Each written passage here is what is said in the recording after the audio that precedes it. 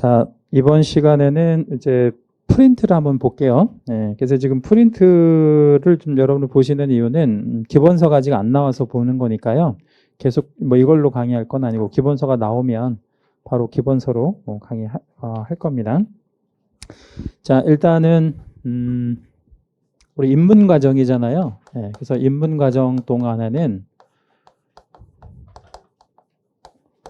용어 위주로 강의를 할 거예요. 여러분은 이제 용어 위주로 이렇게 이제 습득을 하시면 되는 거고요. 내용도 물론 내용인데 용어가 제일 중요해서 용어 위주로 좀 습득하시면 되겠고, 이거는 뭐 우리 중개사법뿐만 아니고 모든 과목이 용어가 굉장히 중요해요. 그래서 용어를 잘 이렇게 여러분 걸로 만드시면 전체적으로 공부하시는데 굉장히 쉬울 거예요. 그러니까 용어를 좀 우리 11월 달, 12월 달 동안에는 습득하시는 걸로 그렇게 하겠습니다. 자, 우리 그 페이지가 18쪽이 되어 있는데, 이제 일장 총칙에서 뭐 좀 중요하게 되어지는 부분들을 이렇게 모아 놓은 건데요. 뭐 따로 이거는 보시지 않으셔도 상관없고, 나중에 이제 정리하는 그런 단계에서 이것만 따로 보셔도 될 것 같아요. 지금은 요 보시기가 좀 어려운 내용들이 쓰여 있어서 요건 일단 패스를 한번 하겠습니다. 그리고 20페이지 가시고, 자, 1장 총칙이 있는데, 1번에 보면 이제 공인중개사법의 성격 이렇게 이제 있죠. 그거 잠깐 설명 잠깐 드릴게요. 우리 왼쪽에 이제 왼쪽이나 오른쪽에 약간의 여백이 좀 있잖아요. 그런 거를 이제 앞으로 수업 시간에는 보조단이라고 부를 거예요. 보조단. 그래서 보조단에다가 한번 좀 메모를 한번 해 놓으시면 좋을 것 같고요.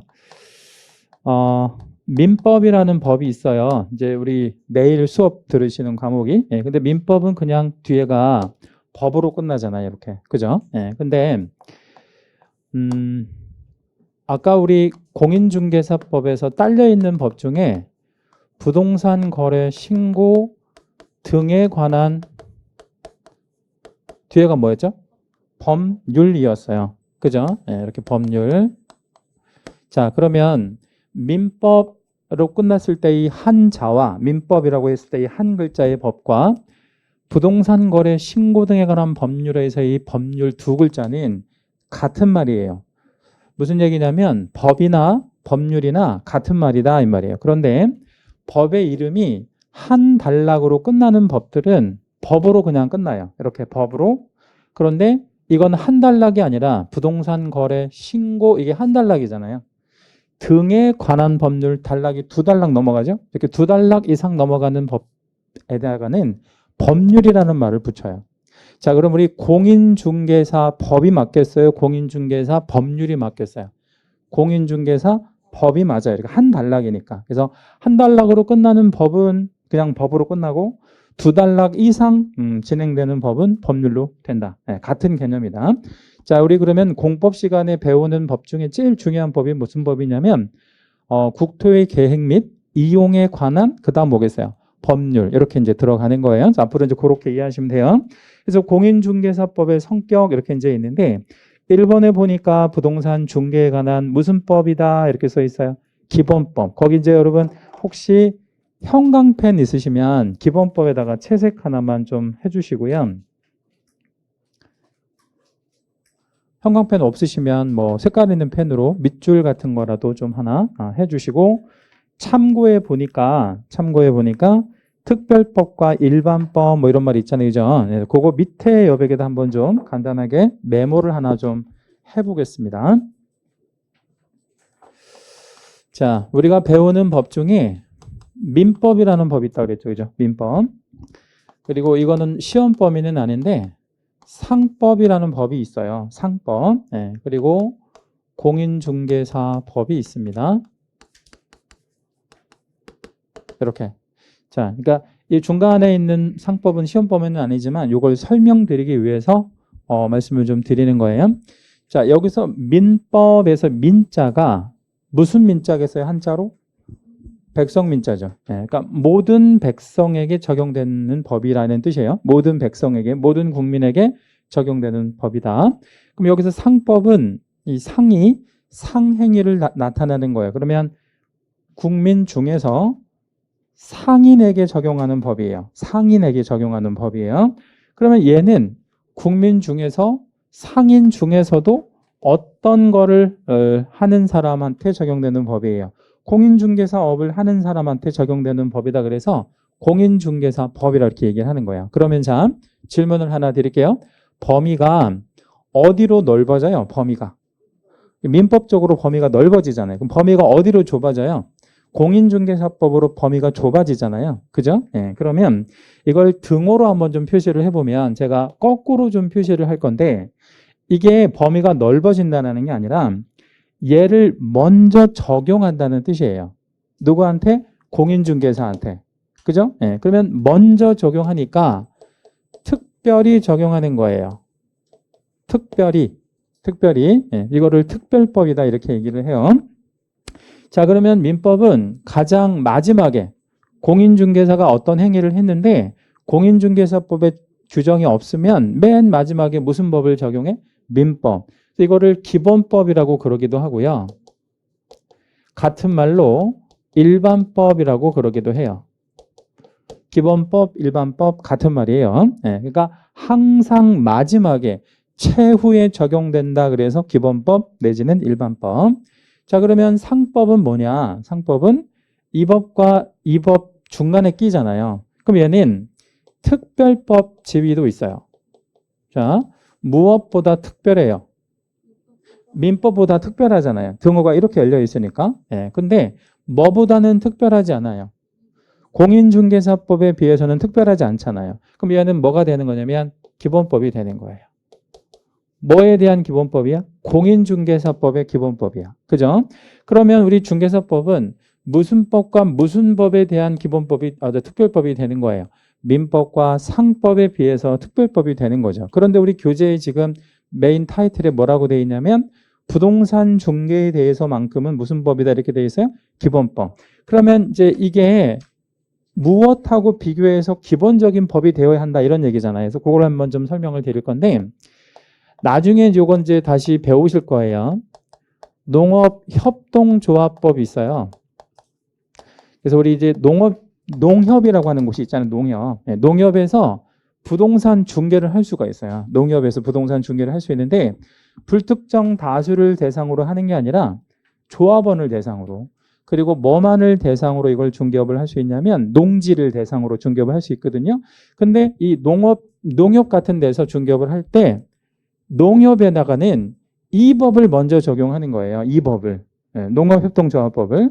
그러니까 여기는 특별법이 되는 거야. 농협이 만약에 중개업을 한다면 그러면 농협이 부동산 중개업을 할 때는 이 법을 먼저 적용하지만 이 법도 나중에 적용해야 되잖아요. 그러니까 얘는 무슨 법적 지위도 있는 거예요? 기본법적 지위도 있는 거야. 그러니까 중간에 끼이는 법들은 그래요. 그래서 결론적으로 말하면 우리 공인중개사법은 무슨 법적 지위도 있고 무슨 법적 지위도 있는 거예요. 특별법적 지위도 있고 기본법적 지위도 두 개 다 있는 거죠. 그러니까 이건 상대적인 개념이라는 거지. 자, 다시 한 번 말씀드려볼게요. 이 법을 생각하지 않고 그냥 얘네만 생각을 하면 중개사법은 그냥 뭐야? 특별법이에요. 근데 이런 법을 생각해 보면 얘는 무슨 법적 지위에 들어가요? 기본법에 들어가요. 그러면 민법을 보면 얘는 어떤 법에 비해서 특별하지 않아요. 네, 그래서 얘는 모든 법의 기본법이야. 그러니까 민법은 항상 기본법이어야 해요. 그래서 같은 말로 얘를 뭐라고 얘기를 하냐면 모법이라고 그래요. 여기서 모자는 무슨 모자를 쓰겠어요? 어머니 모자를 써서. 네, 그래서 민법은 모든 법을 받아주는 법이다. 이렇게 이해하시면 되겠습니다. 자, 정리를 한번 다시 한번 해볼게요. 공인중개사법은 무슨 법적 지위도 있고 무슨 법적 지위도 있다? 특별법, 그 다음에 기본법 지위가 있다. 근데 이거는 상대적인 개념이다. 이렇게 보시면 되겠습니다. 그래서 이런 것들이 시험에 나오거나 그런 거는 아니에요. 그러니까 우리가 법 과목을 공부하기 위해서 상식을 그냥 넓혀가는 정도의 수준이라고 보시면 되겠습니다.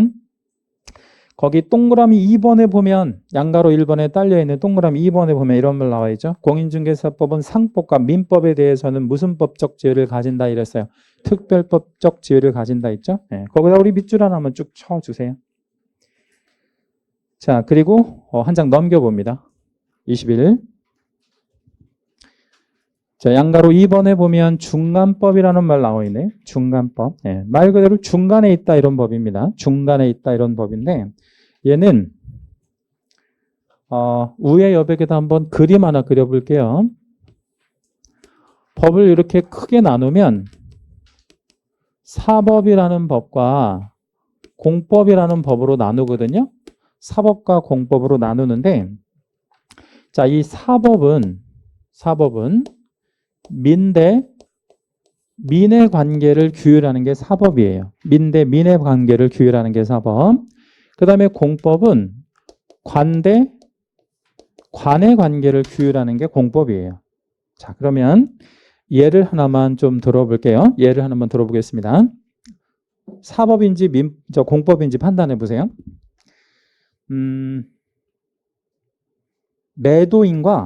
매도는 파는 사람을 말해요. 매수인과의 관계.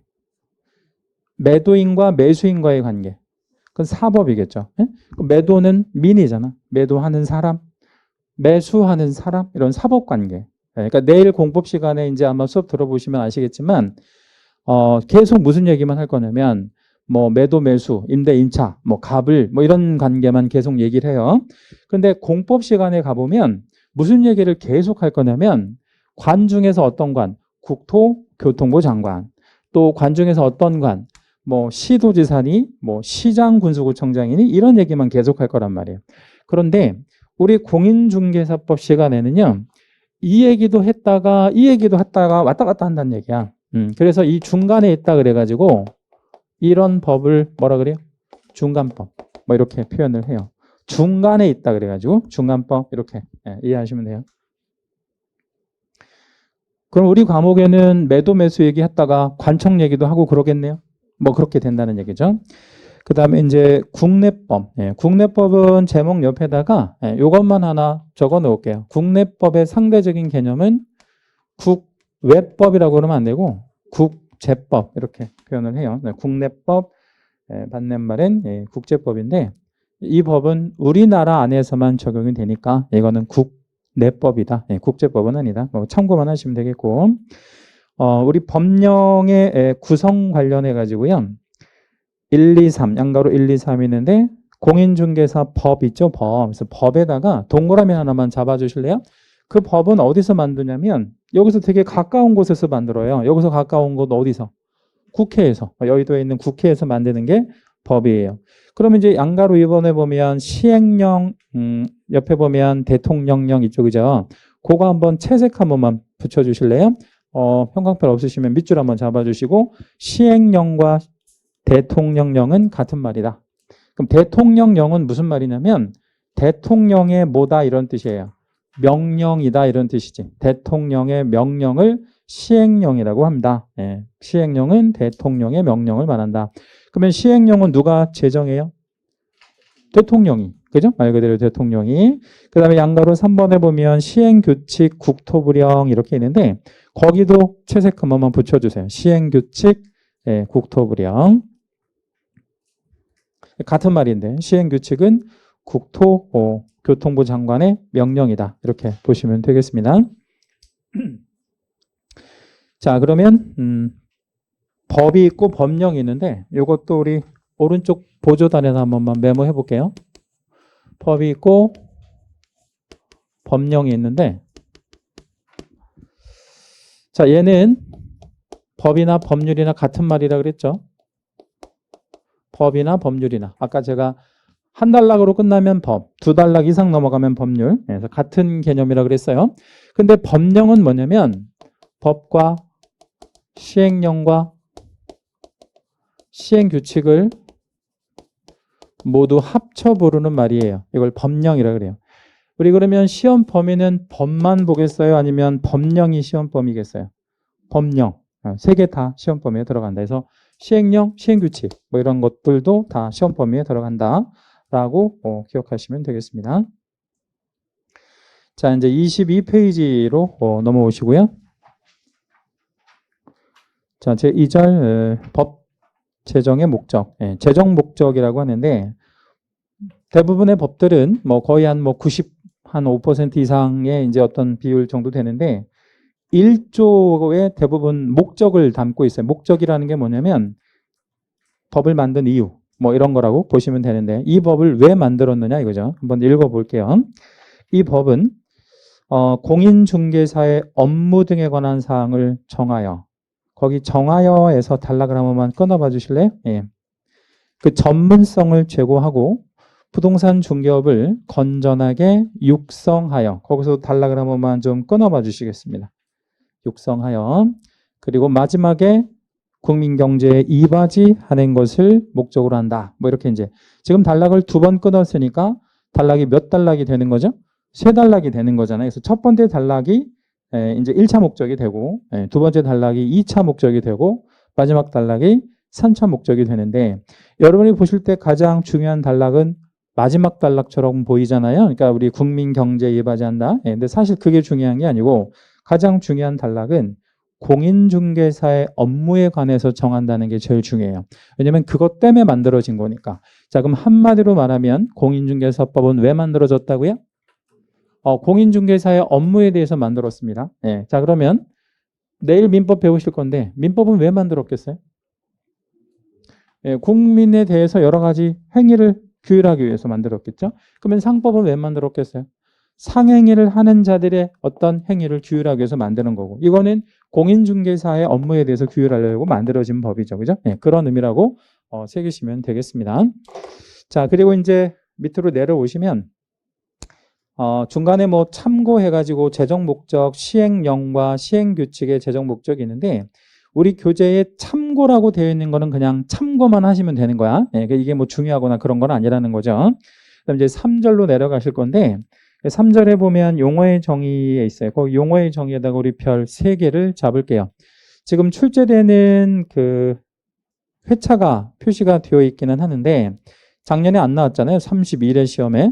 근데 올해도 또 안 나오겠구나 이렇게 생각하시면 안 되고, 작년에 안 나오는 것들은 올해 꼭 나온다라고 생각하셔야 되고, 용어의 정의는 아주 중요해요. 제가 별 3개를 칠 수 있을 만큼 중요하다. 왜 중요하냐면 용어가 여러분 걸로 들어와 있지 않으면 공부하기가 굉장히 쉽지 않아요. 법 과목은 그래요. 그래서 용어를 완벽하게 여러분 걸로 숙지하고 계실 건데, 뒷장을 잠깐 넘겨볼게요. 용어가 많지 않아요. 딱 몇 개밖에 없죠, 지금? 용어가 몇 개밖에 없어요. 6개밖에 없잖아요. 그래서 오늘 다른 건 다 뭐 놓치셔도 상관은 없는데, 뭐는 좀 여러분 걸로 알고 가시면 좋아요. 용어 6개는 여러분 걸로 알고 가시면 좋다라는 겁니다. 그래서 용어 한제 한번 제가 읽어 드릴 거예요. 2조, 법제 2조인데 1호부터 한번 읽어 보도록 할게요. 법조문에는 제2조 이런 식으로 이제 써 있잖아요. 읽을 때 제2조로 읽으면 될 거 아니에요. 그죠? 근데 동그라미 1번이 되어 있는 경우가 있고, 숫자 1호 이렇게 숫자가 되어 있는 경우가 있고, 가 이렇게 시작하는 경우도 있고 그래요. 이렇게 이제 3가지 형태로 이렇게 구성이 되는데, 동그라미로 나오는 거는 이걸 뭐라고 읽냐면 항이라고 읽을 거예요. 앞으로 수업 시간에. 그래서 2조 1항 이렇게. 그러면 그냥 숫자로 나오면 얘는 뭐라고 읽을 거냐면 호라고 읽을 거예요. 호. 2조 1호. 그죠? 그러면 숫자 2는 뭐라고 읽어야 되겠어요? 2호. 뭐 이렇게. 그 다음에 가라고 나오는 경우가 있거든요. 요거 1호 밑에 딸려서 나오는 애가 이제 가나다라 이렇게 나오는데, 가는 목으로 읽어요. 가목 뭐 이런 식으로 이렇게 읽어 나가시면 됩니다. 그래서 법을 이제 공부하셨다고 우리가 이제 얘기할 때 이런 것도 모르고 그러면 안 되잖아요. 그러니까 이건 당연히 이제 상식적으로 알고 계실 거고요. 자, 1호부터 한번 보도록 할게요. 1호 중개라 함은 제3조 규정에 의한 중개 대상물에 대하여 거래 당사자 간에 매매 교환 임대차 그 밖의 권리의 득실 변경에 관한 무엇하는 것을 말한다라고 되어 있어요. 행위를 알선하는 것. 행위를 알선하는 것. 자, 우리 채색 하나만 하겠습니다. 뭐를 뭐하는 것이라고 정의했죠? 행위를 알선하는 것. 일단 중개는 뭐를 뭐하는 거래요? 행위를 알선하는 거래. 자, 그러면 그 행위가 어떤 행위인지 한번 좀 역으로 찾아볼게요. 어떤 행위를 여기서 말하는 걸까요? 매매, 교환, 임대차. 우리가 이제 그런 매매, 교환, 임대차를 할 수 있도록 도와주는 거가 알선이니까 매매, 교환, 임대차. 그 밖의 권리에 득실 변경에 관한 행위를 뭐하는 것? 알선하는 것을 중개라고 한대요. 그럼 다시 질문. 그 행위는 어떤 물건을 가지고 한대요. 중개대상물을 가지고 한대요. 그리고 그 중개대상물을 가지고 행위를 하는 주체가 누구예요? 누가 그런 행위를 하나요? 거래 당사자가. 이제 그렇게 이제 이해해 주시면 되겠습니다. 요거는 설명을 이제 이따가 다시 드리도록 하고 2호 공인중개사라 함은 이 법에 의한 공인중개사 무엇을 취득한 자라고 되어 있어요? 자격 취득. 거기 자격 취득에다가 채색 한번 하시겠습니다. 자격을 취득한 자를 공인중개사라고 표현한다. 자격을 취득한 자.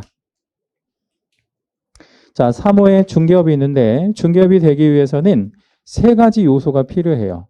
3요소라고 하는데 첫째 무슨 요소가 필요합니까?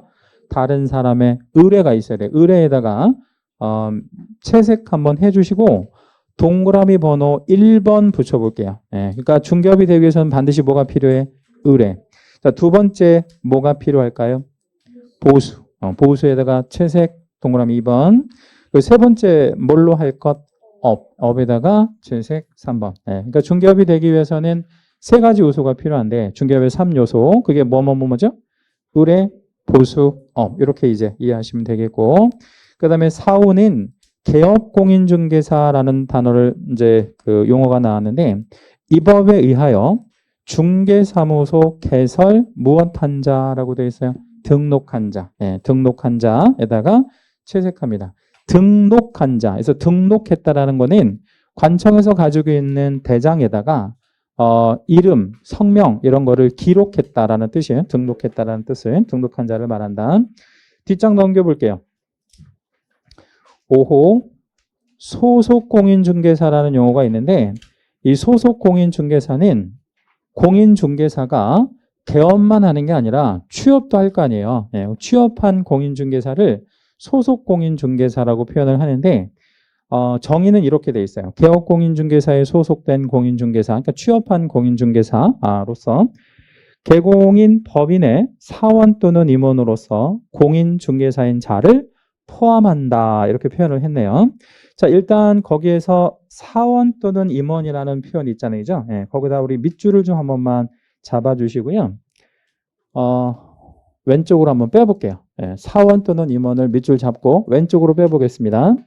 왼쪽에다 이렇게 한번 적어보겠습니다. 사원이라는 거는 무한책임 사원을 말해요. 임원은 그냥 임원이고요. 임원은 임원인데 사원이 평사원이나 수습사원을 말하는 게 아니라 글자 그대로 무한책임사원을 말하는데 여기서 무한책임사원이라는 거에서 느낌을 한 번만 여러분 생각해 보세요. 무한이라는 건 한없는 뭐 이런 얘기잖아요. 그러면 한없는 뭐를 지는 사람이라는 뜻이에요. 책임지는. 자, 그러면 질문. 이 사원이라는 말은 직급이, 법인에서 직급이 높은 아니면 낮은? 높은 사람을 말하는데 얼마나 높은? 직급이 얼마나 높은? 가장 높은. 왜? 무한 책임을 지는 사람이니까. 그래서 사원하고 임원인 동격이라고 보시면 돼. 사원하고 임원은 같은 의미인데 왜 그러면 용어를 달리 부르느냐? 회사가 달라서 그래요. 회사가. 그러니까 예를 하나 들어볼게요. 우리 흔하게 회사 하면 어떤 회사가 좀 생각나요? 주식회사. 그럼 주식회사는 사원이라는 말을 안 써요. 주식회사 대표이사 뭐 이런 거 쓰잖아. 그러면 대표이사는 임원이야. 그래서 사원은 언제 쓰는 거냐면 유한 책임 회사가 이런 거 있잖아요. 유한 회사 이런 거. 그런 회사에서 쓰는 게 사원이야. 회사의 종류에 따라 다른 거지. 이 개념이 다르지 않다. 다시 말씀드리면 여기서 말하는 사원이 신입사원이나 수습사원을 말하는 게 아니고 일반 사원을 말하는 게 아니라 무슨 급을 말한다? 임원급. 그러니까 직급이 높은 애들을 말한다. 직급이 높은 애들이라 하더라도 자격이 있으면 모두 뭐로 본다? 소속 공인중개사로 본다. 법인에 딸려있는 직급이 높은 애들도 다 소속 공인중개사로 본다. 그래서 얘네들이 두 가지 업무를 수행할 건데 첫째, 중개 업무를 뭐 하는 업무를 할 수 있어요? 중개 업무 수행. 거기 중개 업무 수행에다가 채색 하나만 잡아주시고 둘째는 뭐를 또 할 수 있어요? 얘가 중개 업무를 보조. 중개 업무 보조에다가도 채색 한번 하시겠습니다. 그러면 정리해 볼게요. 소공의 업무는 한 개 아니면 두 개? 두 개. 예, 첫째 뭐, 둘째 뭐.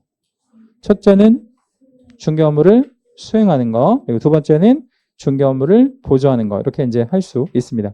여러분 약국에 갔다고 생각해 봐요. 약국에 가면 흰 가운을 입고 있는 사람 있죠. 예, 그러면 흰 가운은 누구만 입는 거예요? 약사만. 근데 약국에도 보면 흰 가운 안 입고 있는 사람도 있긴 하잖아요. 예, 그 사람 뭐 컴퓨터 입력하거나 뭐 이런 거 하죠. 근데 가령 해열제 하나만 주세요. 그러면 약사가 팔기도 하지만 누가 팔아도 괜찮아요. 약사 아닌 사람이 팔아도 괜찮잖아. 근데 이 약이랑 저 약이랑 섞는 거를 뭐라 그래요? 조제한다 그러잖아요. 약을. 조제는 누구만 해야 돼? 약사만. 그러니까 이건 중요한 업무는 자격 있는 사람만 하라는 얘기예요. 여기서 마찬가지예요. 중개 업무는 누구만 해야 돼? 자격 있는 사람. 네, 그래서 소속 공인중개사가 중개 업무를 수행할 수 있다는 거는 얘가 뭐가 있기 때문에요? 자격이 있기 때문에 중개 업무를 할 수 있다. 정리 다시 해보면 우리 소공은 거래계약서 쓸 수 있다 없다? 있다. 돈 받고 계약서를 써줄 수 있는 그런 자격을 공인중개사의 자격이라고 생각하시면 되고 소속 공인중개사도 할 수 있어요. 자, 여섯 번째 중개보조원이 있는데 공인중개사가 아닌 자에다가 채색 하나만 붙일게요. 자, 자격이 있는 사람만 중개사무소에서 근무하라는 법은 없거든요. 그럼 자격이 없으면서도 근무할 수 있잖아요. 자격이 없으면서 우리 그 중개사무소에 취업하면 그 사람을 뭐라고 부른대요? 중개보조원이라고 부를 건데 정의를 한번 읽어볼게요. 개업공인중개사에 소속되어 중개대상물에 대한 현장 안내 및 일반 서무 등 개업공인중개사의 중개 업무와 관련한 무슨 업무를 보조한대요? 단순한 업무 보조. 거기도 채색 한 번만 해볼게요. 단순한 업무 보조. 그럼 여러분이 찾아주셔야 돼요. 단순한 업무가 뭐예요? 거기 써 있는 대로 답변하시면 돼. 현장 안내 및 일반 서무. 그러니까 집 보여주는 거 할 수 있어? 예. 그럼 집 보여주는 건 자격이 없는 사람도 집 보여줘도 괜찮네? 예. 그 다음에 전화 받는 거, 일반 서무를 전화 받는 거라고 생각하시면 되는데, 전화 받는 것도 자격 없는 사람이 해도 괜찮아요? 예. 근데 계약서 쓰는 건 누구만 해야 돼? 자격 있는 사람만. 그러니까 개업공인중개사이거나 소속공인중개사만 해야 된다. 이렇게 정리해 주시면 되겠고요. 5번하고 6번을 왼쪽으로 묶어보겠습니다. 5번, 6번 왼쪽으로 묶어볼게요. 왼쪽.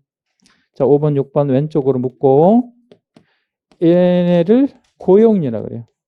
고용인. 고용인. 네, 이 용어도 되게 많이 쓰는 용어입니다. 고용인이라고 부른다. 자, 그러면 누구랑 누구를 합쳐서 고용인?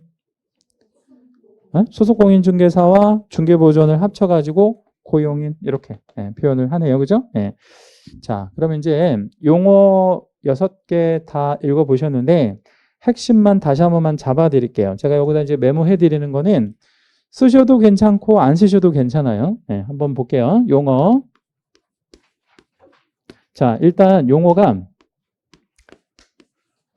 이 용어랑 다르다는 거 꼭 구분하셔야 돼. 중개와 중개업은 다르다라는 거를 구분하셔야 돼요. 중개와 중개업. 이거 되게 중요한 얘기인데 오늘 배우시는 내용 중에서 제일 중요한 말이에요. 중개와 중개업은 가장 중요하다. 자, 그러면 중개는 아까 우리 보신 그대로 답변하시면 됩니다. 뭐 하는 것이라고 아까 보셨죠? 중개를. 뭘 알선? 행위를 알선. 행위 알선. 적어볼게요. 중개는 뭐를 알선한다고요? 행위를 알선하는 거, 요거 포인트만 알고 계시면 되는 거야. 포인트, 행위를 알선한대. 그러면 중개업은? 의뢰를 받아야 돼요. 그리고 또 보수도 받아야 돼. 그리고요, 업으로 해야 돼. 뭐를 업으로 해야 돼? 중개를 업으로. 그러니까 행위를 알선하는 것을 업으로 할 것. 이게 중개업이 되는 거죠. 포인트가 그렇잖아요. 그죠? 자, 그러면 중개와 중개업은 같다, 다르다? 다르다. 완전히 다르다. 자, 그럼 우리는 이 자격을 따는 이유는, 이 자격을 취득하는 이유는 중개하려고, 중개업 하려고. 중개업 하려고. 왜냐하면 이 업이라는 거는 한 번 하는 게 아닐 거 아니에요. 계속 하는 거니까. 자, 그럼 두 번째. 공인중개사하고요. 개업공인중개사를 구분할 줄 아셔야 돼. 자, 앞으로 수업 시간에 줄임말을 좀 하나 사용할게요. 왜냐하면 왜 줄임말을 사용해야 되냐면 굉장히 많은 어떤 표현을 계속적으로 해야 되니까 저도 힘들고 여러분도 쉽지 않잖아요. 그러니까 개업공인중개사는 개자랑 공자랑 따가지고 앞으로 수업 시간에 뭐라고 그냥 부를 거예요. 개공이라고 부를 거예요. 그냥 개공이라고 하면 누구를 말하는구나. 개업공인중개사. 개공 앞으로 수업 시간에. 자, 그러면 이제 볼게요. 공인중개사를 뭐라고 정의했죠? 우리 아까 보신 거 보지 말고 한번 얘기해 보세요. 공인중개사는 뭐 한 자라고 그랬어? 자격 취득. 네, 자격을 취득한 자. 저는 9회 시험에 합격을 했거든요. 9회 시험에 합격을 해가지고 공인중개사 자격이 있어요. 네, 근데 자격이 이제 장롱에다 넣어놨단 말이에요. 장롱에다가. 보통 우리 자격 따면 장롱에다 넣어놓잖아요. 네, 장롱에다 넣어놨는데 그럼 저는 공인중개사예요? 아니에요? 공인중개사야. 자격이 있으면 다 공인중개사가 되는 거예요. 얘는 뭐예요? 얘는 등록한 사람이에요. 등록한 사람이라고. 등록한 자. 그러니까 공인중개사와 개공은 다른 말이에요. 같은 말로 생각하시면 안 돼. 그러면 얘가 공인중개사 될 수 있어요? 얘가 될 수 있지. 예. 그럼 뭐 하면 되는 거야? 등록하면 되는 거지 뭐. 근데 우리 공부는 왜 하죠? 이거 등록하려고. 왜냐면 이거 등록할 때 뭐 가져오라 그래? 자격. 예. 그러니까 이걸 등록하기 위해서 자격을 따는 거예요. 그렇게 생각하시면 되고 얘가 이렇게 가면 공인중개사인 개공이 되는 거예요. 얘가 이렇게 가면 공인중개사인 개공. 자, 그러면 얘가 그냥 공인중개사 자격만 따놓으면 안 돼? 저처럼? 상관없죠. 나중에 써도 되는 거야. 나중에. 그럼 이 자격은 한 20년 지나면 없어져요? 아니면 죽을 때까지 안 없어져? 안 없어져. 갱신 제도가 없어요. 그냥 평생 가는 거예요. 그래서 노후 대비로 좋다라는 거예요. 노후 대비로. 자, 그다음에 세 번째 소속 공인중개사하고요. 중개보조원 이렇게 있었어요. 정의를 한번 기억해 볼게요. 자, 차이점은 얘는 자격 있는 없는? 있는. 제가 한자로 사자 썼으면 자격이 있다는 얘기예요. 소속은 되고 안 되고? 소속은 되어진 자를 말하는 거예요. 자격 있으면서 소속된 자예요. 얘는 자격 있는 없는? 없는. 공인중개사가 아니어야 해요. 공인중개사이면 안 되는 거예요. 중개보조원은. 얘가 소속은 돼요? 안 돼요? 소속은 되어 있어요. 그죠? 네, 소속은 되어 있습니다. 자, 우리 소속 공인중개사는 자격 있는 애라 그랬죠. 그러면 이렇게 되는 거네요. 얘가 이렇게 갈 수 있네.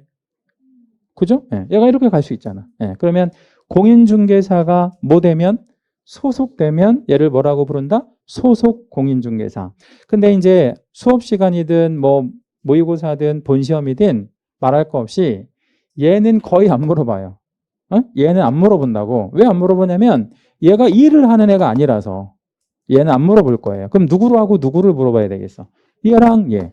40문제면 39문제는 얘하고 얘에 관련된 거를 내지. 얘건 하나 정도 낼 거란 말이야. 얘는 그리고 별로 우리하고 관련이 없는 거지. 왜냐면 어차피 얘가 될 거인 사람들은 중개보조원이 될 사람은 이 공부를 할 필요가 없잖아. 그러니까 여기서도 우리 시험에서도 얘는 중요하게 다루지 않는단 말이야. 그러니까 이런 개념들이 존재하지만 우리가 주 관심은 요 둘이다. 해서 소속 공인중개사도 줄임말을 하나 좀 사용할 건데요. 소공이라고 쓸게요. 자, 앞으로 우리 그러면 수업 시간에 개공이라고 하면 뭐 약자예요? 개업공인중개사. 소공이라고 하면 소속공인중개사. 이렇게 약자로 이렇게 각각 생각해 주시면 되겠습니다.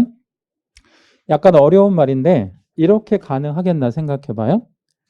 소공이 개공이 될 수 있을까요? 자, 소공이 개공이 될 수 없어요. 네, 이건 안 됩니다. 자, 이건 왜 안 되냐면 공인중개사가 개공이 되는 건 상관없다 그랬잖아요. 그리고 공인중개사가 소공이 되는 건 상관없는데 소공이 개공이 되는 거는 안 돼요. 왜 안 되냐면 얘한테 이미 뭐가 있어? 소속이 있으니까. 그럼 어떻게 해야 되겠어요? 얘가 만약에 소공이 개공이 되려면 나와야지. 네, 그럼 나오면 어떻게 돼? 뭐가 떨어지는 거야? 소속이 떨어지고 공인중개사만 남잖아요. 그래서 나온 상태에서 가는 건 상관없어요. 이렇게. 뭔 말인지 알겠죠? 자, 그러면 반대로 개공이 소공이 되는 건 어때? 개공이 소공이 되는 거. 그것도 안 돼. 왜냐면 자기 사무실이 있으니까. 그럼 개공인데 소공이 너무나 되고 싶어. 그럼 어떻게 돼? 응? 여기는 나온다 그랬지만 여기는 나오는 게 아니잖아. 그럼 이건 어떻게 해? 폐업을 하고. 폐업을 하면 얘가 뭐가 돼? 공인중개사가 돼서 이렇게 가는 거. 이거는 상관이 없다 이 말이에요. 그러니까 항상 얘가 원점이 되는 거구나. 이렇게 생각하시면 되겠습니다. 자, 그리고 3번에 소공과 중개본을 합쳐가지고 세 글자 부르는 말 뭐라 그러죠? 고용인. 뭐 이렇게 얘기했었어요. 이거 용어는 좀 완벽하게 여러분 걸로 숙지하고 계셔야 합니다. 자, 그럼 이제 우리 그 중개하고 중개업에 대한 얘기를 좀 구체적으로 좀 드릴 건데, 사실 이제 오늘 배우는 내용 중에서 가장 중요한 건 얘예요. 나머지는 뭐 그렇게 어려운 개념이 아니니까 요거 두 가지가 가장 어려운데, 요 얘기를 좀 잠깐 하기 전에 간단한 쉬운 예를 하나만 좀 사례를 들어 드릴게요. 가능하면 수업 시간에 사례를 좀 많이 들어 드릴 거예요. 사례를 좀 많이 들어 드리는 이유는 이해하시기 좀 쉽게 하는 겁니다. 자, 우리가 중매한다라는 개념이 있잖아요. 중매선다, 뭐 중매한다, 뭐 이런 얘기 하죠. 중매는 누구랑 누구를 소개시켜 주죠? 남과 여를 소개시켜 주잖아요. 그러면 남과 여를 소개시켜 주는 이유는 둘이 뭐 하라고 소개시켜 주는 거예요? 둘이 한번 사귀어 보라고, 아니면 뭐 결혼하라고. 궁극적으로 결혼을 하라고 소개시켜 주는 거잖아요. 그래서 남과 여를 소개시켜 주는 사람을 중매선다 그러잖아요. 그러면 얘네들이 결과적으로 뭐를 하냐면 결혼하죠. 결혼하는 것도 하나 계약이거든요. 이 계약을 무슨 계약이라고 하냐면 혼인계약이라 그래요. 자, 그러면 질문에 답변하시면 돼. 중매서는 게 남을 여에게, 여를 남에게 소개시켜 주면 중매가 된 거다. OX. 자, 다시 한번 해볼게요. 중매 선다는 게 남을 여에게, 여를 남에게 소개시켜 주면 중매된 거다. 중매가 성사된 거다. 그래서 나는 중매 수수료를 받을 수 있다. OX. X. 그게 아니라는 거예요. 그냥 소개시켜 주는 게 아닌 거야. 그러면 어떻게? 계약을 할 수 있도록, 둘이 뭐 할 수 있도록, 혼인할 수 있도록 해줘야 중매 수수료를 받는 거다 이 말이에요. 이해됐죠? 그죠? 자, 그러면 이 중매의 모양을 그대로 한번 따볼게요. 중개라고 한번 해보겠습니다. 중개. 그러면 남과 여를 이렇게 그냥 표현해 볼게요. 한쪽은 매도할 쪽, 한쪽은 매수할 쪽이라고 한번 생각해 볼게요. 자, 그러면 중개하는 사람은 뭐를 뭐 하는 거라고 그랬어요? 아까 여기서 행위를 알선하는 거. 그러면 매도인을 매수인에게 소개시켜 주는 게 중개야? 아니라고. 그런 게 아니고 반대로 매수를 매도에게 소개시켜 주는 게 중개예요? 아니에요. 그럼 어떻게 해야 그게 중개야? 해야 행위를 할 수 있도록. 그 행위라는 게 행위를 한다라 그랬잖아 아까. 그 행위가 아까 어떤 행위였었죠? 매매, 교환, 임대차.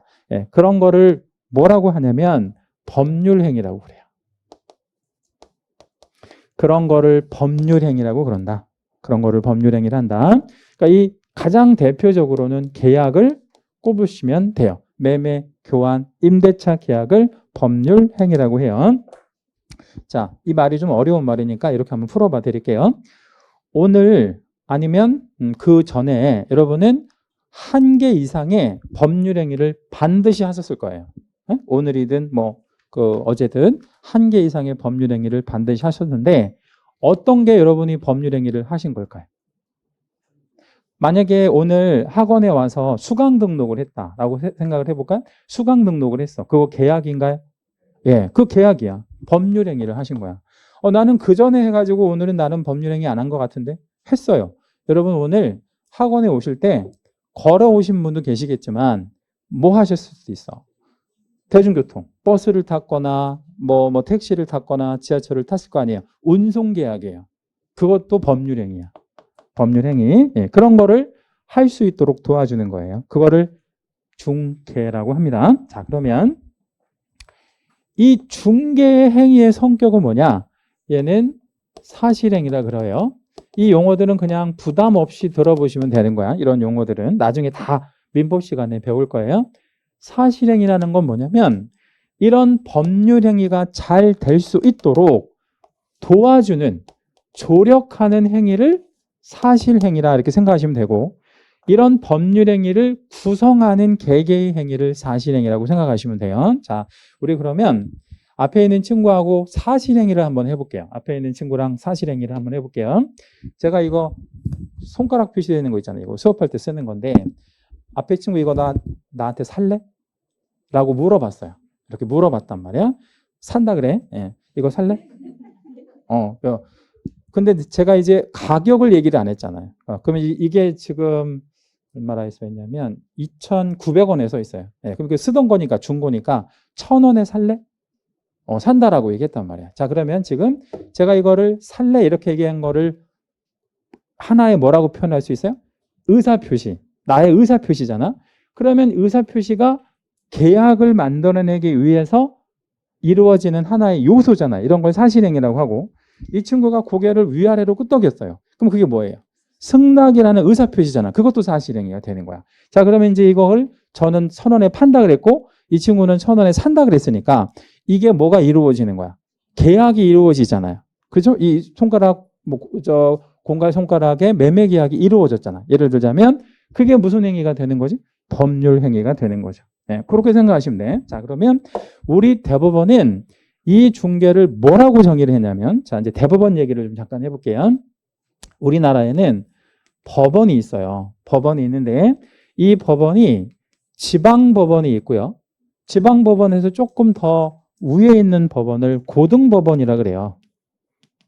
지방법원이 재판을 잘하는지 감독하는 기관이 고등법원이에요. 그리고 고등법원까지 있는 게 아니라 우리나라에 어디도 있어요? 대법원도 있거든요. 네, 대법원. 이 대법원은 슈프림 코트라 그래가지고 가장 상위의 법원이거든요. 근데 이 대법원은 이런 데서 재판을 잘 하는지를 최종적으로 검증해주는 기관이 대법원이야. 근데 이런 데서 뭐라고 얘기했는지는 관심 없으셔도 돼. 이건 시험에 안 나오니까. 이건 관심 없다고.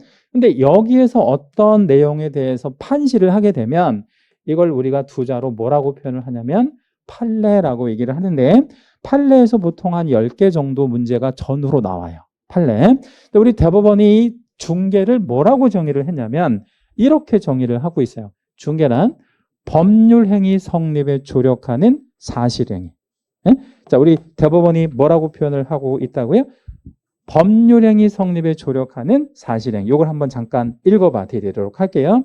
여러분 책 20, 프린트죠? 24페이지 잠깐 보겠습니다. 거기 중간 바로 위에 보면 중개는 사실행위에 해당한다라고 돼 있죠, 그죠? 네, 거기 세 번째 줄만 읽어볼게요. 중개행위는 당사자 사이에 매매 등 채색 한번만 해주셔야 돼. 법률행위가 용이하게 쉽게 성립할 수 있도록 조력하고 주선하는, 조력한다는 건 도와준다는 뜻이겠죠. 그리고 주선한다 이런 말 쓰잖아요. 보통 주선한다 하는 무슨 행위라 할 것이다. 사실행위다 할 것이다. 거기까지 채색 한번 해주시고 별 하나만 잡겠습니다. 별 하나만 잡으시죠. 자, 그러면 우리가 두 가지 기억하셔야 돼. 뭐하고 뭐를 기억하실 거냐면 법률에는 중개를 뭐라고 정의했어요? 행위를 알선하는 것이라고 정의했어요. 근데 우리 대법원은 뭐라고 중개를 정의했다고? 중개는 뭐를? 법률행위 성립에 조력하는 사실행위다 이렇게 조력했잖아요. 그러니까 우리 두 가지 다 기억해야 돼. 왜냐하면 대법원 판례가 시험 범위에 들어가거든요. 그렇게 해서 그러니까 사실 이 말은 별로 어렵지 않은데 대법원의 얘기는 조금 어렵잖아요. 네, 그러니까 이제 대법원이라고 하는 것은 판사들로서 최소한 20년, 30년 경력이 있는 사람들이 뭐 이제 이런 말들을 쓰는데 아무튼 좀 어려운 말이긴 하지만 중개는 법률행위 성립에 조력하는 사실행위다. 이렇게 좀 하나 기억을 하고 계시면 괜찮아요. 그 다음에 이제 25페이지 한번 넘어가 볼게요. 제가 중간에 이렇게 패스하는 것들은 시험에 안 나오는 것들인가 그냥 크게 염려하지 않으셔도 상관없습니다. 시험에 절대 안 나오는 것들은 그냥 넘어가는 거예요. 과감하게. 25페이지 넘어오시면 상단의 양가로 이번에 보면 의뢰의 수에 따른 구분해가지고 쌍방중개, 일방중개 이렇게 있잖아요. 거기 일방중개 밑에 보니까 판례 제목에 뭐라고 써 있어요? 일방중개도 중개에 해당한다 이렇게 돼 있죠. 그거 우리 채색하고 별 2개 잡을게요. 그거는 굉장히 중요한데 얘는 왜 중요하냐면 판례가 있기 때문에 나오는 거예요. 뭘 출제하려면 법률에 근거가 있거나 판례가 있거나 해야 될 거 아니에요. 근데 없으면 안 된단 말이에요. 그러니까 여기서 포인트는 일방중개도 중개다 이렇게 생각하시면 되는데 자, 칠판을 잠깐 볼게요. 이 삼각형 그림을 가지고 한번 좀 소개해드리면 이런 얘기가 되는 거네요. 매도할 사람이 중개하는 사람한테 의뢰를 했어요. 뭐라고 의뢰를 했을까요? 나 뭐 한다고? 팔고 싶다고. 그지? 예. 그러니까 얘한테 나 팔 게 있는데 살래? 이렇게 물어보면 안 되는 거야. 얘는 중개해주는 사람이지 사주는 사람이 아니잖아. 그러니까 나 팔고 싶다. 팔아달라고 의뢰를 한 거야. 얘는 얘한테 뭐라고 의뢰를 했겠어요? 나 뭐 하나 사고 싶다고 사달라고 의뢰를 했겠지. 예. 그런데 이 의뢰랑 정확히 맞아 떨어진 거잖아요. 여기는 팔아달라고, 여기는 사달라고 했으니까. 맞죠? 그래서 이 중개하는 사람이 이 둘을 뭐 했어요? 연결해서 계약할 수 있도록 도와준 게 중개라 그랬잖아요. 그럼 여기서 간단한 질문. 이 중개하는 자는 의뢰를 한쪽에 받았어요? 양쪽에 받았어요? 양쪽에. 이걸 무슨 중개라 그래? 쌍방중개. 쌍방중개라 그래요. 그럼 이게 일방중개도 중개가 될 수 있다는 게 뭔 뜻이냐면 이 그림을 살짝 수정해 볼게요. 자, 이 상태에서 중개가 가능해? 아니면 중개가 가능하지 않아? 매도만 있는 거지. 가능하지. 자, 어떻게 할 수 있는지 한번 보여드릴게요. 또 다른 중개하는 자가 있어. 그죠? 또 다른 중개하는 자가 있어요. 여기에 누가 있어요? 매수가 있는 거야. 여기다 이제 의뢰를 한 거지. 해달라고. 이렇게. 그럴 수 있잖아요. 그러면 얘랑 연결되면 되잖아요. 이렇게 연결. 이렇게 연결하는 수단이 있어요. 나중에 이제 배우실 건데 거래 정보망이라는 수단이 있거든요. 그래서 우리 개공들만 보는 인터넷 사이트가 있단 말이에요. 그 사이트를 통해서 정보를 공유하면 손님 있는 사람, 물건 있는 사람 연결하면 되는 거지. 해가지고 둘이 연결시키면 되겠죠? 그럼 이거는 무슨 중개야? 얘 입장에서 보면 한쪽만 있잖아. 이걸 일방중개. 얘도 일방중개. 얘가 없어지면 쌍방중개가 되는 거지. 얘 혼자 다 하면. 자, 그럼 여러분이 이해를 잘 하셨는지 제가 질문 한번 드려볼게요. 개공들은 일방중개를 선호한다, 쌍방중개를 선호한다. 왜? 그렇죠. 보수를 양쪽에 다 먹을 수 있으니까. 그러니까 쌍방중개는 양쪽 보수를 다 먹어도 되는 거고 일방중개는 한쪽은 포기하는 뭐 이런 방식이죠. 그죠? 네, 그래서 일방중개도 중개에 들어간다는 거 중요한 얘기니까 잘 기억해 주셔야 됩니다. 자, 그리고 이제 26페이지 쪽에 오셔서 26페이지 쪽에 오셔서 맨 밑에 4번 제목에 보면 자, 다시 설명을 드릴게요. 제가 지금 중간에 건너뛰는 것들은 시험에 안 나오는 것들이라고 말씀드렸어요. 그러니까 그냥 과감하게 버려도 괜찮아요. 그러니까 안 보셔도 되는 거예요. 조금이라도 나올 것들은 설명을 다 드리고 있어요. 근데 이제 건너뛰는 것들은 그냥 무시하는 거예요. 자, 4번에 보면 중개 대상인 권리와 대상이 되지 않은 권리 이렇게 나와 있잖아요. 권리 얘기를 또 좀 해봐야 되는데 자, 권리는 여러 가지 종류의 권리가 있어요. 지금 여러분한테 권리가 있어요, 없어요? 있죠. 무슨 권리가 있어요? 강의를 들을 수 있는 권리. 이거 권리 맞죠? 권리 맞죠? 네. 그러면 저한테도 권리가 있을까요? 응? 저한테 권리가 있을까요, 없을까요? 있겠죠. 어떤 권리가 있겠어요? 좋은, 앞에 친구가 뭐라 그러냐면, 월급을 받고 강의를 할 권리 이렇게 얘기했거든요. 근데 하나는 맞고 하나는 틀렸어요. 뭐가 권리야? 제가 페이를 받을 권리는 있어요. 근데 강의를 하는 건 저한테 권리가 아니고 의무가 되는 거지. 여러분이 권리를 갖고 계신 거고. 그런데 여러분하고 저하고 계약을 했어, 안 했어? 안 했죠. 안 했단 말이에요. 중간에 뭔가 개입이 되어 있을 뿐인 거지. 그러니까 우리 학원하고 계약을 하신 거야. 그러니까 우리는 이런 관계가 되는 거예요.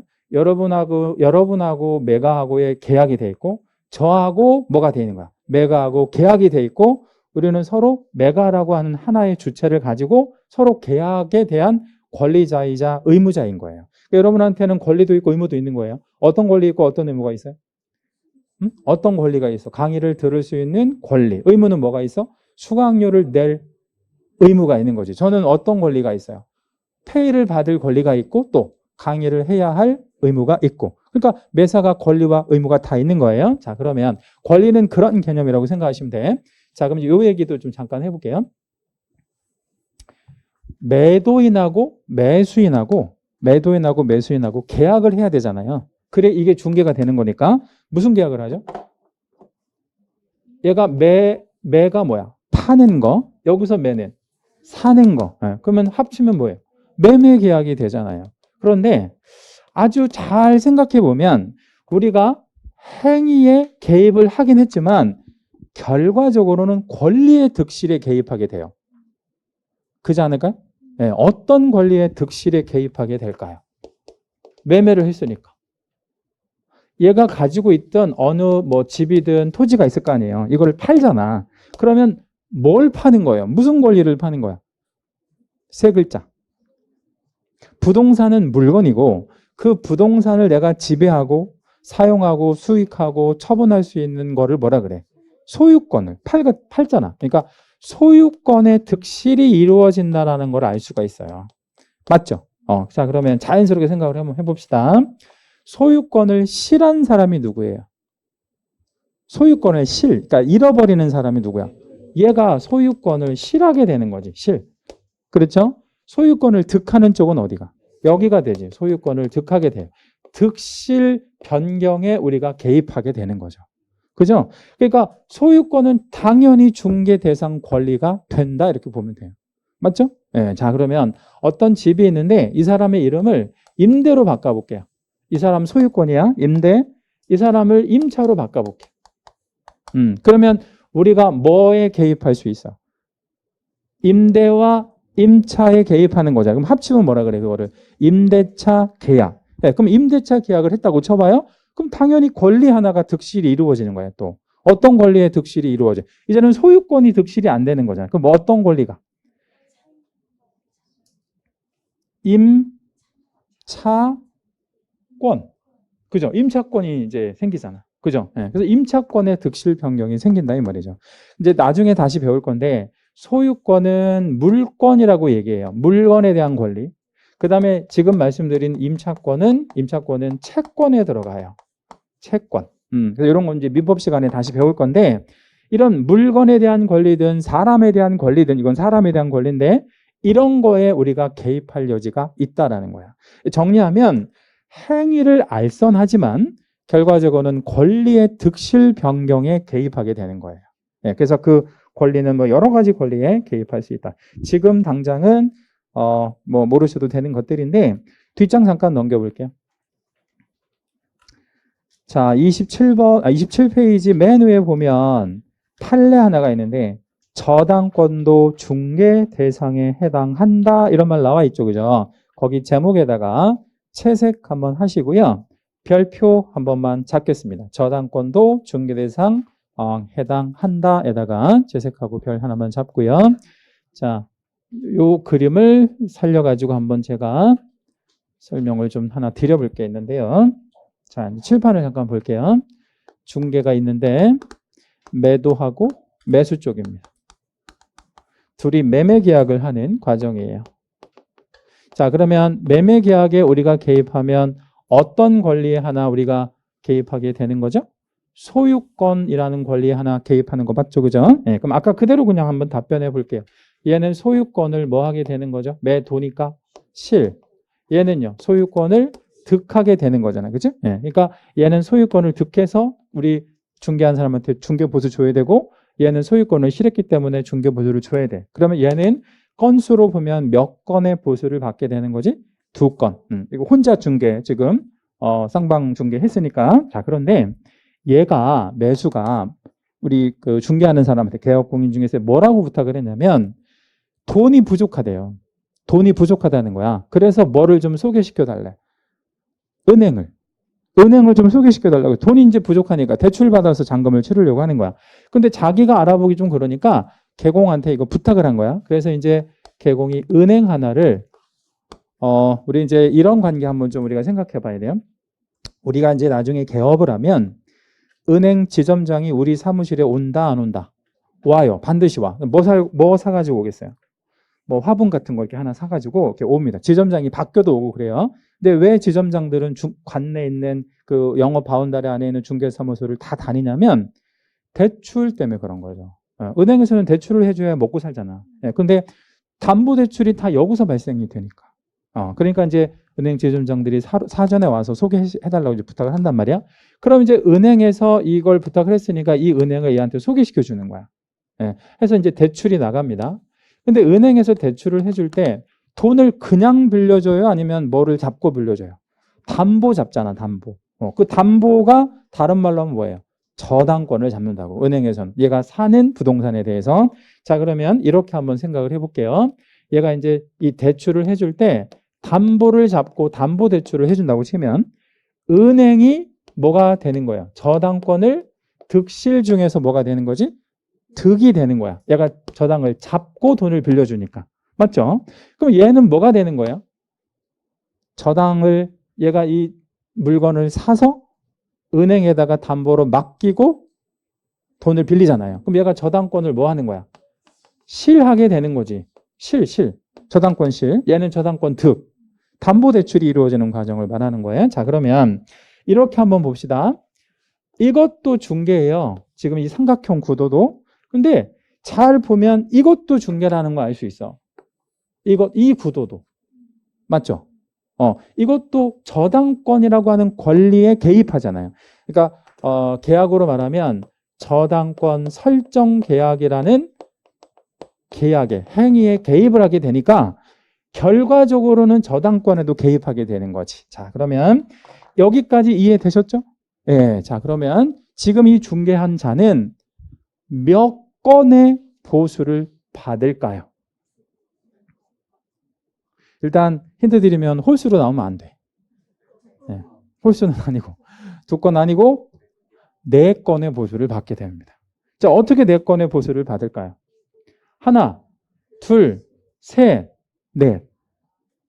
이것도 중개라니까요. 이것도 중개. 자, 그러면 하나, 둘, 셋, 4건의 중개 보수를 받게 되는 거를 중개라고 얘기하는 거예요. 자, 그러면 여러분 이제 실무에서 이렇게 4건의 보수를 받을 때 조금 미안한 사람 있어 없어요? 미안한 사람 있잖아. 누가 좀 미안해? 얘가. 그래서 이제 보통 실무에서는 얘한테는 요것만 받아요. 요것만 받고 요거는 그냥 서비스로 해주는 거야. 근데 받아도 돼요. 근데 여러분이 이제 궁금한 건 은행에서도 보수를 주냐? 이거 궁금하잖아요. 줄까요? 안 줄까요? 당연히 주고 안 주는 은행은 금방 망한다 이 말이에요. 왜냐하면 개공들이 알선을 안 하는데 모든 담보대출이 다 여기서 발생이 되는데 그래서 경쟁적으로 많이 주려고 하는 거지 안 주는 은행은 없다. 뭔 말인지 알겠죠? 그래서 여러분이 중개사무소를 통해서 대출을 알선받잖아요. 그럼 개공은 그 비용까지 다 받은 거야. 보수까지 다 받은 거라고 보시면 돼요. 그러니까 이 대출 알선 비용도 꽤 커요. 물론 은행에서는 은행 이제 내규라는 게 있기 때문에 우리 그 중개사법에 의한 보수를 맞춰서 주는 게 아니라 은행에서 정한 보수를 줘. 보통. 근데 이제 은행마다 그게 약간 좀 차이가 있는데 뭐 가령 뭐 KB은행은 뭐 0. 몇 %, 뭐 신한은행은 0. 몇 % 이렇게 딱 정해져 있는 돈을 준다고. 근데 이게 또 뭐 한 달에 한 10건 정도 만약에 담보대출을 이 개공이 만약에 소개하잖아요. 그러면 이건 VIP 개공이 되는 거야. 그럼 어떻게 되겠어? 지점장 특별 뭐 해가지고 뭐 그 보수를 좀 더 주죠. 뭐 그런 것도 있고 그래요. 아무튼 뭐 그렇게 됩니다. 그럼 정리하면 우리가 개입할 수 있는 권리는 뭐에만 개입하는 건 아니네. 소유권에만 개입하는 거는 아니고 이런 저당권 같은 권리에도 개입할 수 있다. 이렇게 생각하시면 되겠습니다. 이제 나중에 이제 중개 대상이 아닌 권리에 대해서는 뭐 차차 말씀드리도록 하고요. 오른쪽에 그러니까 28페이지 오시면 됩니다. 28페이지 오시면 이제 중개업 이렇게 되어 있는데 중개업이 되기 위해서는 몇 가지 요소가 아까 필요하다고 그랬죠? 3가지. 그 3가지 다시 한 번만 얘기해 볼까요? 의뢰가 있어야 되고 보수를 받아야 되고 그리고요 업으로. 어려운 말이 어떤 말이 좀 어려워요? 의뢰, 보수, 업 중에 어떤 말이 좀 어려워요? 응? 어려운 말들은 없는데 약간 좀 해석을 요하는 단어가 하나가 있잖아. 어떤 말이 좀 해석을 요하죠? 업이지, 업. 업이 도대체 뭐냐? 예, 요걸 한번 좀 우리 책에서 한번 찾아볼게요. 다시 한번 넘겨보겠습니다. 29페이지. 양가로 3번입니다. 29페이지 양가로 3번에 보면 중개를 업으로 행할 것에서 이 업이라는 게 도대체 뭐냐 이거야. 업이라는 게 도대체 뭐냐. 네, 보면 세 번째 줄에 무슨 성과 무슨 성이 있어야 그걸 업이라고 그런대요. 계속성과 반복성. 이게 판례의 태도인데 거기다 채색하고 별 하나만 잡겠습니다. 자, 무슨 성과 무슨 성이 있으면 업으로 본다고요? 계속성과 반복성. 자, 그리고 바로 밑에다가 이렇게 한 번만 해볼게요. 자, 우리가 계속적이고 반복적이다라는 말의 반대말. 예? 일시적이다. 예, 같은 말로 일회성이라 그래요. 일회성. 예. 또 하나 얘기한다면 어쩌다 하는 경우도 있잖아. 어쩌다가. 예? 내가 의도하지 않고. 예. 이거 우연하게 하는 거죠. 우연성. 뭐 이런 단어들 나오면 얘는 업이다, 업이 아니다. 아니다. 예. 요게 훨씬 더 시험에는 잘 나옵니다. 그래서 일회성이라든가 단일회 뭐 이런 말로 표현하기도 하고 아니면 어쩌다가 뭐 우연한 기회에 뭐 이런 표현들이 나오면 이건 뭐가 아니다라고 보시면 되겠어요. 업이 아니다 이렇게 보시면 됩니다. 자, 그럼 제가 몇 가지 사례를 좀 드릴 텐데 중개인지 중개업인지 한번 판단해 보세요. 제가 몇 가지 사례를 드릴 거니까 중개인지 중개업인지 한번 판단해 보시라는 겁니다. 자, 동사무소에서요. 동사무소 아시죠? 우리 주민센터. 그 동사무소 관내 주민들을 위해서 전세, 요새 전세가 없으니까 전세 알선을 했어요. 그 관내 주민들을 위해서 그냥 관내 주민들끼리 주택 전세를 하는 거를 동사무소에서 도와주는 거야. 그렇게 하는 시골 동네가 있어요. 물론 돈을 받고 아니면 무료로. 무료로 그걸 했다고 치죠. 자, 그러면 중개다, 중개업이다. 중개야. 왜 중개야? 보수 안 받았으니까. 보수를 받았다고 제가 얘기 하지 않았죠. 네, 그럼 이건 중개에 들어가는 거 맞습니다. 자, 그러면 이렇게 한번 제가 예를 한번 드려볼게요. 제가 이제 50년 살면서 딱 한 번 중개를 했어. 돈도 받았어요. 의뢰도 받고. 50년 살면서 딱 한 번 했단 말이에요. 그리고 보수도 받고 의뢰도 받고. 자, 그럼 중개예요? 중개업이에요? 중개야. 왜 중개야? 그건 이례적으로 했으니까. 50년 동안 한 번 했으니까. 그걸 국가가 어떻게 통제할 거예요? 50년 동안 저를 뭐 추적 관리할 수도 없잖아. 이거는 그럴 수 없다는 얘기예요. 자, 그런데 이제 하나만 더 예를 들어볼게요. 제가 이제 강의를 그만두고 중개업을 개업한 거야. 그러니까 저는 이제 신분이 뭐가 된 거지? 개공이 된 거죠. 그래서 그 개업한 날 계약서 한 장을 썼어요. 물론 돈도 받을 거예요. 자, 그러면 간판도 다 달았어요. 예. 자, 그러면 저는 한 번 한 거야, 지금. 중개예요, 중개업이에요? 그건 중개업이야. 왜 중개업이야? 똑같은 한 번을 했는데. 그거는 목적 자체가 내가 앞으로 계속 하려고 하는 목적을 갖고 있잖아요. 그래서 이 밑에 판례에 보면 그 업으로 한다라는 거의 의미가 단순히 횟수만 가지고 따지지는 않고 하나, 둘, 셋, 네 번째 줄에 보면 이런 말 나오죠. 목적이나 왜 그걸 하기로 했는지 목적, 규모, 횟수, 기간, 태양. 태양은 모습, 형태 뭐 이런 의미의 단어인데 그거를 여러 사정을 종합 고려하여 사회 통념에 따라 판단한다. 이런 말 나오죠. 그죠? 제가 지금 읽어드린 부분에다가 밑줄 한 번만 잡아주시고 단순히 횟수만 가지고 따지는 개념은 아니다. 약간 좀 복잡한 개념이다. 이렇게 이제 생각하시면 되겠습니다. 왜 그걸 구별해야 되느냐? 30페이지 한 건 넘어올게요. 30페이지 넘어오시면 위에서 세 번째 줄에 중개와 중개업의 구별의 실익은 왜 있냐? 네, 구별의 실익은 왜 그걸 구별해야 되느냐? 이제 이 얘기인데 이것 때문에 그래요. 자, 여백에다 한번 이건 적어 놓읍시다. 무등록으로, 그러니까 등록 없이, 무등록은 등록 없이 이 뜻이에요. 중개를 했느냐와 무등록으로 중개업을 했느냐가 완전 달라요. 네, 이것 때문에 구별하는 거예요. 자, 무등록으로 중개를 했다면, 무등록으로 중개를 했다면 해도 된다, 아니면 하면 안 된다? 해도 된다. 예. 이거는 관여할 수 없는 거예요, 법에서. 어쩌다 하는 거니까. 근데 무등록으로 뭘 하면?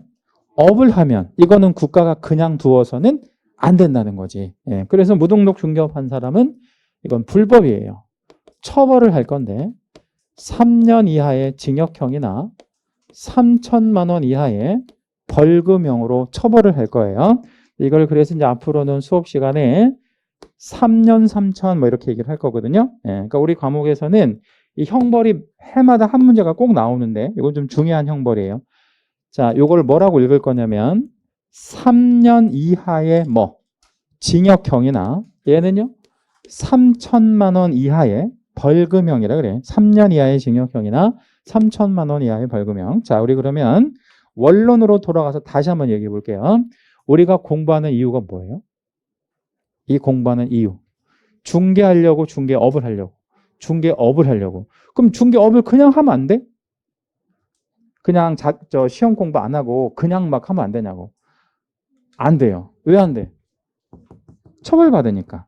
그럼 결론적으로 그거네. 우리가 공부를 하는 이유는 뭐 받지 않고 처벌받지 않고 뭐 하려고? 중개업을 하려고 이 공부를 하는 거구나 이렇게 생각하시면 됩니다. 그럼 여러분은 법을 잘 지키는 사람이에요? 안 지키는 사람이에요? 잘 지키는 사람이에요. 근데 실무에 나가면 이걸 하는 사람들이 있다 없다? 아주 많다. 예, 실무에 나가면. 예, 그럼 이런 사람들은 우리가 접하게 되면 신고를 해야 된다 말아야 된다? 신고를 해야지. 예, 나쁜 놈들이니까. 그럼 이걸 신고를 하면 국가가 돈을 준다 안 준다? 준다. 50만 원을 줍니다. 나중에 이제 포상금에서 그걸 배울 거예요. 이런 사람들은 당연히 시장에서 근절돼야 되겠지. 근데 굉장히 많아요. 이런 사람들이. 이런 사람들이 어떻게 보면 개업 공인중개사의 시장을 뺏어먹는 사람들이라고 보면 되는 거죠. 이들은 사고 치면 책임져 안 져? 안 져. 그냥 도망가는 거야. 예, 근데 개업 공인중개사는 도망갈 수가 없어. 도망가봐야 잡히고 안 잡히고를 떠나서 우리는 업무 보증이라는 걸 설정하고 일을 하기 때문에 굉장히 안전하다는 거죠. 여러분이 소비자의 입장으로 부동산을 만약에 거래한다고 그러면 누구를 통해서 하는 게 굉장히 안전한 거예요. 합법적으로 등록한 개공을 통해서 거래를 하는 게 굉장히 안전한 거예요. 왜냐면 문제가 생기면 누가 책임을 지니까? 개공이 책임을 지니까. 예, 그런 것 때문에 이제 개공이 서비스가 계속해서 필요하고 그런 거죠. 예, 잠시 쉬었다 하시겠습니다.